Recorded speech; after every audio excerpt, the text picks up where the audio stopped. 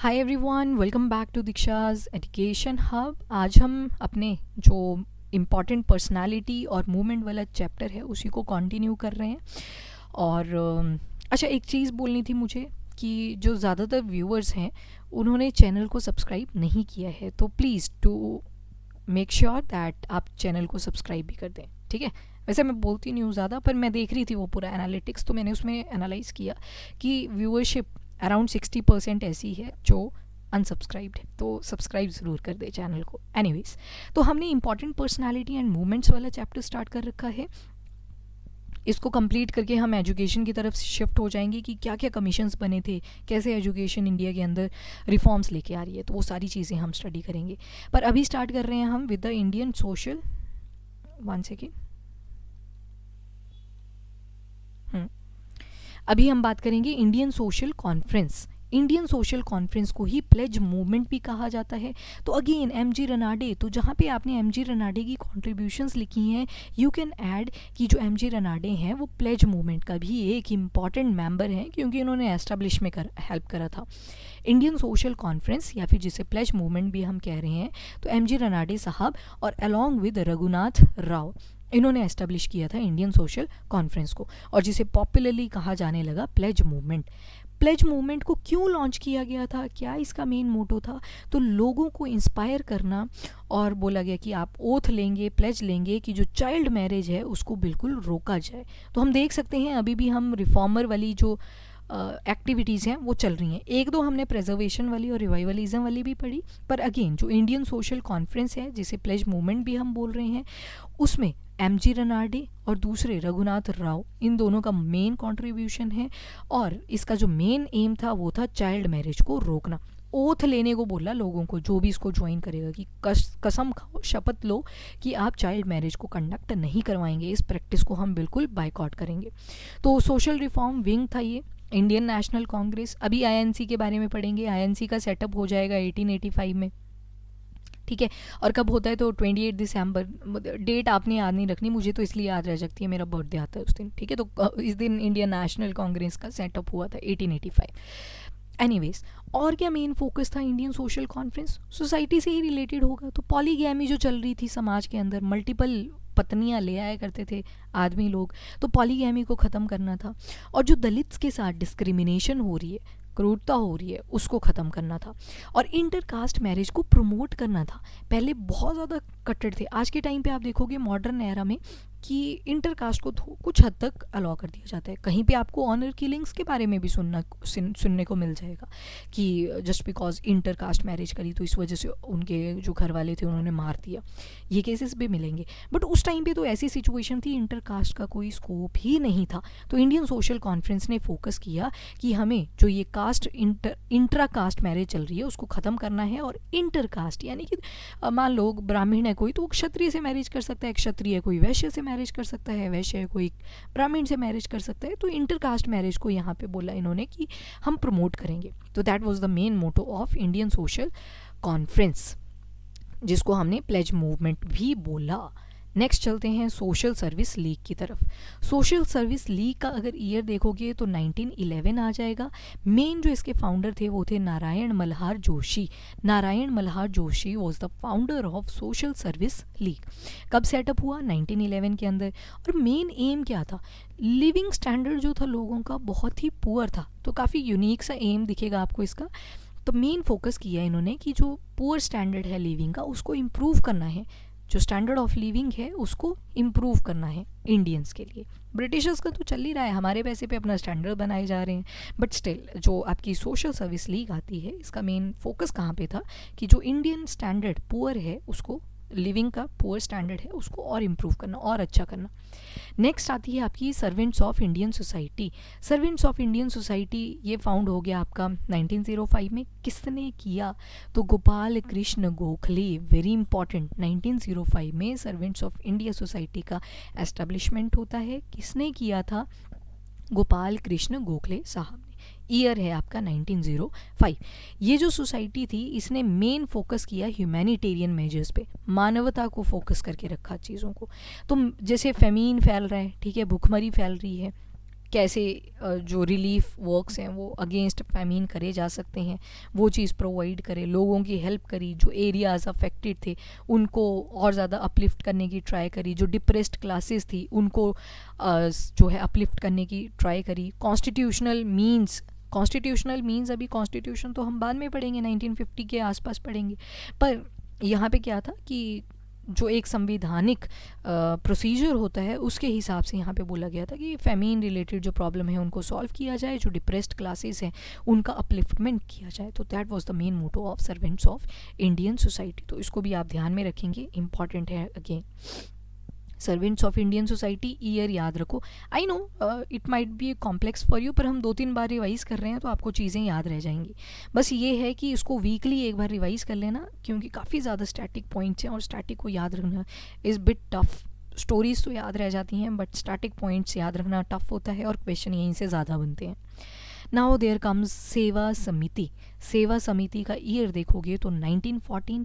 किसने एस्टेब्लिश किया? तो हृदयनाथ कुंजरू एच के साहब ने सेवा समिति की फाउंडेशन करी। ईयर है 1914। कहाँ पे करी? तो आपके इलाहाबाद में करी। इलाहाबाद मेन फोकस क्या था? तो सेवा है, हेल्प करना, अगेन एजुकेशन को प्रमोट किया, पुअर को अपलिफ्ट किया और जो डिप्रेस्ड क्लासेस थी उनको अपलिफ्ट किया। तो that was the main focus of Seva समिति। टाइमलाइन 1914। किसने सेटअप किया? हृदयनाथ कुंजरू ने। और ईयर 1914 है। कहाँ पे किया? तो इलाहाबाद में किया। मेन मोटो क्या है? एजुकेशन को प्रमोट करना, पुअर हैं उनको अपलिफ्ट करना और जो डिप्रेस्ड क्लासेस हैं उनको भी अपलिफ्ट करना। तो that was the main motto of Seva Samiti. याद रखिएगा इसको, अभी रिवाइज भी करेंगे लास्ट में, आपको और ज़्यादा याद हो जाएगा। अच्छा, कोई भी ना रिवीजन वाला सेक्शन मिस मत किया करो, ऐसे लगे आपको कि लिख तो लिया। कल भी मैंने ना रिवाइज करते करते आपको क्लासिकल लैंग्वेजेस का बताया था, MBA PP करके, तो वो भी ध्यान में रखिएगा आप। देन नेक्स्ट मूवमेंट आती है आपकी सेल्फ रिस्पेक्ट मूवमेंट। ईयर अगर देखोगे तो 1925 है और इस मूवमेंट का नाम सेल्फ रिस्पेक्ट जो मूवमेंट है इसको EV रामास्वामी नायकर, जिनको पेरियार भी बोलते हैं, इन्होंने सेटअप किया था। ठीक है, तो सेल्फ रिस्पेक्ट मूवमेंट कौन है इसके फाउंडर? EV रामास्वामी नायकर, जिनको पेरियार भी बोलते हैं। पेरियार केरला की एक रिवर भी है। खैर, ये कहाँ पे स्टार्ट हुई थी? ये स्टार्ट हुई थी आपके तमिलनाडु में। तो यहाँ पे पेरियार मैंने जस्ट रिवर का बताया आपको, विच इज़ इन केरला, पर ये जो मूवमेंट स्टार्ट हुई थी that was started in Tamil Nadu, यहाँ वाले क्षेत्र में। ईयर अगर देखेंगे तो 1925 आ जाएगा। Do remember this. अब जो EV रामास्वामी नायकर हैं सेल्फ रिस्पेक्ट मूवमेंट के एक एक्टिव पार्टिसिपेंट की तरह रोल प्ले कर रहे हैं और इवन वाइकॉम जो सत्याग्रह हुआ था 1924 का, उसमें भी पार्टिसिपेशन करी थी EV रामास्वामी नायकर साहब ने। मेन जो इनका क्रिटिसिज्म था वो कास्ट सिस्टम के अगेंस्ट था और जो सोसाइटी ब्राह्मण डोमिनेट कर रहे थे उसके भी ये कहीं ना कहीं अगेंस्ट थे। और आपको पता है शादियों में जैसे ब्राह्मण को बुलाया जाता है, तो इन्होंने उस चीज़ को भी क्रिटिसाइज़ किया था कि जो शादियां हैं हम बिना ब्राह्मण प्रीस्ट के करवाएंगे। तो यहाँ पे इन्होंने शादियां ऑर्गेनाइज करवाई विदाउट प्रेजेंस ऑफ ब्राह्मण प्रीस्ट। इसके अलावा SNDP, very important, SNDP that is Shri Narayan Guru and SNDP movement. ठीक है, श्री नारायण गुरु यहाँ पे मेन जो फाउंडर हैं वो आ जाएंगे। किसके? श्री नारायण धर्म परिपालना योगम, दैट इज SNDP, धर्म पालना योगम। श्री नारायण धर्म पालना योगम, founder is Shri Narayan Guru. Year अगर देखोगे तो 1902 का है। इस ऑर्गेनाइजेशन का जो मेन मोटो था वो था इक्वालिटी को प्रमोट करना और रिफॉर्मेशन, बहुत सारे सोसाइटी के अंदर चेंजेस लेके आना। अब ये जो SNDP मूवमेंट है ये आपको मिल जाएगी केरला वाले रीजन में। ये नारायण गुरु ही थे जिन्होंने बोला था 1 religion 1 caste 1 god for mankind. तो मोनोथेज़म को ये प्रमोट करते हैं। इनका मानना था कि एक ही रिलीजन है, एक ही कास्ट है और एक ही गॉड है। तो he was the believer of this particular ideology. तो नारायण गुरु साहब के बारे में हम देख रहे हैं। और जो ऑप्रेस्ड कास्ट सिस्टम था सोसाइटी के अंदर उसको स्पेशली इजावा, अभी ये इजावा जो थे ये भी हिंदू कम्युनिटी से ही बिलोंग किया करते थे, पर लोअर कास्ट के हिंदूज इनको बोल दिया जाता था जो इजावा है। ठीक है, तो वो चीज़ होती थी। और टेम्पल एंट्री मूवमेंट, ये आपकी वाईकॉम सत्याग्रह, तो श्री नारायण गुरु साहब, मनाथू पद्मनाभ भवन भन एंड टी के माधवन, इन्होंने टेम्पल एंट्री मूवमेंट जो साउथ इंडिया में स्टार्ट करी थी वो इन्होंने करी थी कि सभी को टेम्पल में एंट्री होनी चाहिए। और जो वाईकॉम सत्याग्रह है ये 1924 में केपी केशव मेनन साहब ने स्टार्ट किया था। गांधी जी ने भी यहाँ पे केरला में विजिट किया था उस टाइम पे, क्योंकि 1915 अगेन अभी 4 दिन के बाद मैंने ये वीडियो रिकॉर्ड किया है फ्रॉम 9th ऑफ जनवरी। तो 9 जनवरी को आपको याद होगा प्रवासी भारतीय दिवस भी था। तो कब महात्मा गांधी जी आए थे in 1915 from South Africa to India. इसी वजह से कंट्रीब्यूशन जो देते हैं हमारे पर्सन ऑफ इंडियन ओरिजिन और जो NRI वगैरह होते हैं, उनके जो कंट्रीब्यूशंस हैं उनको हम यहाँ पे प्रेज़ करते हैं, उनकी हम प्रेज़ करते हैं। तो that's all about today's lecture. एक बार रिवाइज़ कर लेते हैं, because again I am telling you revise कर लो, क्योंकि कुछ पॉइंट्स होते हैं जो स्किप हो गए होते हैं और बाद में याद आ जाते हैं, तो रिवीजन में कवर अप हो जाते हैं। तो चलिए let us try to memorise all the movement जो आज हमने पढ़ी। अब हम मूवमेंट्स की तरफ ज़्यादा फोकस हो चुके हैं और कहीं ना कहीं आपको ज़्यादा सेंट्रल और साउथ इंडियन जो मूवमेंट्स थी उनके बारे में दिखाई दे रही होंगी चीज़ें। ठीक है, तो आज हमने बात करी थी फ्रॉम द यहाँ से Indian social conference pledge movement. चलिए जी, जिसे प्लेज मूवमेंट भी बोला जाता है, तो MG रनाडे साहब का नाम आ जाएगा, रघुनाथ राव जी का नाम आ जाएगा। और प्लेज मूवमेंट का जो मेन फोकस था वो लोगों को इंस्पायर करना कि वो चाइल्ड मैरिजेस को कंडक्ट ना करवाएं। उसके अलावा सोशल सर्विस लीग 1911 में जो आया था, तो इसके मेन फाउंडर हैं नारायण मल्हार जोशी।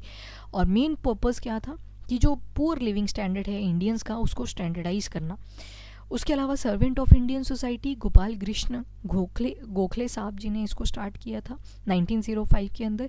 तो फेमीन से सफ़र कर रहा है इंडिया उस टाइम पे, बहुत सारे एरियाज अफेक्टेड हो रखे हैं, डिप्रेस्ड क्लासेस हैं, तो उनको अपलिफ्ट करना, they were the main aims of this particular servants of Indian society. Seva Samiti हृदय नाथ कुंजरू इन्होंने एस्टेब्लिश करा था 1914 के अंदर। कहाँ पे किया था? तो इलाहाबाद में किया था। मेन फोकस था कि एजुकेशन को प्रमोट करना है और पुअर और डिप्रेस्ड क्लासेस को अपलिफ्ट करना है।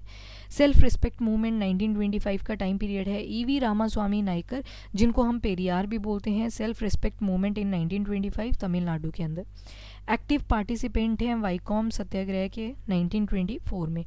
कास्ट सिस्टम को अटैक करते हैं जो कि ब्राह्मण्स डोमिनेट कर रहे थे, तो इन्होंने ब्राह्मण प्रीस्ट की एब्सेंस में भी शादियां करवाई। फिर हमने श्री नारायण गुरु साहब जी के बारे में पढ़ा। SNDP मूवमेंट के जो फाउंडर हैं 1856 टू 1928, श्री नारायण गुरु ने श्री नारायण धर्म परिपालना योगम को सेटअप करा ईयर 1902 में। मेन जो एरिया था दैट वाज केरला, और इक्वालिटी को प्रमोट करना। और इन्होंने एक नारा दिया था, दैट इज़ एक ही रिलीजन है, एक ही कास्ट है और एक ही गॉड है। इस आवाज़ के अगेंस्ट जो एट्रॉसिटी हो रही थी सोसाइटी के अंदर, उसके अगेंस्ट इन्होंने फाइट किया। और टेम्पल एंट्री मूवमेंट, जिसको आप वाईकॉम सत्याग्रह के नाम से भी जानते हैं, और KP केशवा मेनन ने जिसकी स्टार्टिंग करी थी, उसके भी एक प्रोमिनेंट मेंबर रहे श्री नारायण गुरु। तो मनाथा पद्मनाभन ये भी थे, और TK माधवन ये भी टेम्पल एंट्री मूवमेंट के इम्पॉर्टेंट मेंबर थे। तो वाईकॉम सत्याग्रह को लॉन्च किया गया था ईयर 1924 के अंदर। गांधी जी ने भी इवन वाईकॉम सत्याग्रह के टाइम पे विजिट किया था।